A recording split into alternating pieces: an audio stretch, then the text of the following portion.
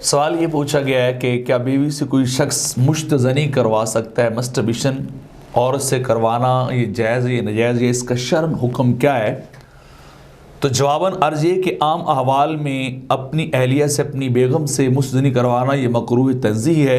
लेकिन अगर औरत हैज़ या निफास के अयाम में हो और मर्द पर जो है वो शहवत का गलबा हो बहुत ज़्यादा और हराम की तरफ या किसी गलत काम की तरफ जाने का खदशा हो, तो फिर फ़ुक़हा ने इस बात की जो है वो गुंजाइश लिखी है कि ऐसा कर सकता है। और उसकी मिसाल भी उन्होंने वाज़ेह तौर पे जो है बयान की। दुर्र मुख्तार आशिक़ इब्न आबिदीन रद्दुल मुख्तार के जिल्द नंबर 2 सफ़ा 399 के ऊपर एक लंबी बहस को लिखा है। और उसके बाद उन्होंने इस बात को जो है वो साबित किया है कि जैसे अगर बाज़ औक़ात मियाँ बीवी अपने मामलात के दौरान जो है मियाँ बराह रास्त इंटरकोर्स न करे, लेकिन औरत के जिस्म के साथ जो है वो खेलते मुलाबत करते हुए अगर उसको इंजाल हो जाए, जैसे उसकी रानों के ऊपर या उसकी बगलों में वगैरह वगैरह, तो वहाँ अगर हो जाए तो उसी की मिसाल फिर यही बन सकती। लेकिन आम हालात में नहीं, ये उसी हालत में है कि जब जो है वो इंतहाई जो है वो गलबा हो शहवत का और गुनाह की तरफ जाने का जो है